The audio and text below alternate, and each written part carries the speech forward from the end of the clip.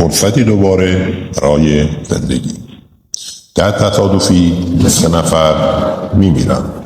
خداوند اراده میکنه به اونها زندگی دوباره بده، اما با شرایطی خاص که در دنیا عقوبت اعمالشون و پاداش اعمالشون رو ببینن.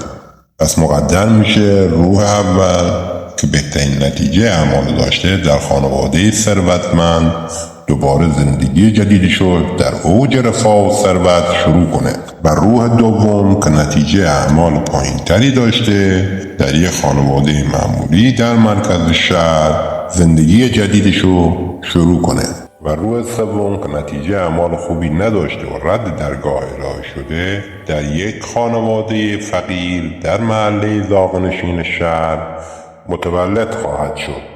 روح اول که بهترین اعمال تو زندگی قبلیش داشته در یک خانواده ثروتمند در اوج رفاه ولد شد و در کودکی به همه آرزوهاش رسید و همیشه خوشحال و ارزنده بود. در جوانی هم با ثروتی که داشت توانست وارد بهترین دانشگاه کشور بشه و تحصیلاتش رو در این دانشگاه به پایان برسونه. بعد هم با جایگاه خانوادگی در سمت شهردار شهر مشغول به کار شد. وقتی شهردار شد، شهردار شدنش فرصتی دید برای افزایش ثروتش. خب با گرفتن رشوه از ملاکین بزرگ قصد داشت محله های فقیر نشین رو خراب کنه و مردمشو بیرون تا بتونه برای اون ملاکین برج‌های عظیمی در اون محلها برپا کنه. خب این شد که با ظلم به مردم عاقبت و آخرت خودش رو هم تباه کرد. روح دومم که در خانواده معمولی و سطح متوسط جامعه به دنیا اومد، کودکی نسبتاً راحتی رو گذرون و در نوجوانی هم به مقداری از آرزوهاش رسید و در جوانی سعی کرد با تلاش و کوشش خودش و کمک خانوادهش شغل میوه فروشی رو برای خودش دایر کنه. خب در این شغل سعی کرد با کمک به مردم و انفاق به محرومین برای خودش توشه‌ای فراهم کنه و اون تونست با این رفتارها رضایت خدا رو جلب کنه.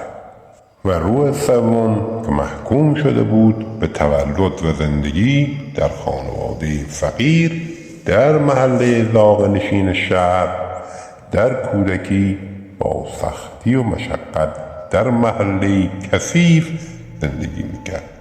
او از آرزوهایش همیشه دور بود، ولی با تلاش و کوشش امیدی که به خدا داشت توانست مسیرهای پیشرفت و طی کنه و همزمان درس خواند و در دانشگاه فارغ التحصیل شد.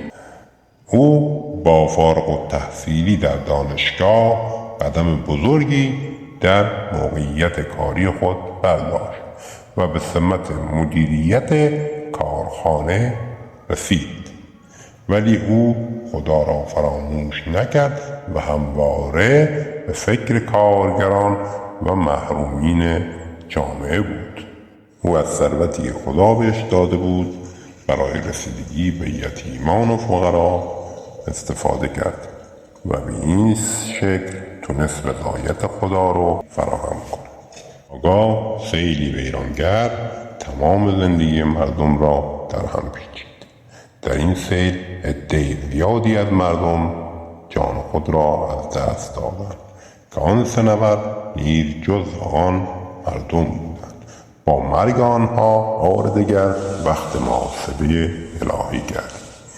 این بار روح سوم که در محاسبه قبلی رد درگاه خدا شد با پرهیزگاری به بهترین جایگاه بهش راه یابد و روح دوم هم توانست رضایت خدا را جلب کند و به بهشت برین راه یابد.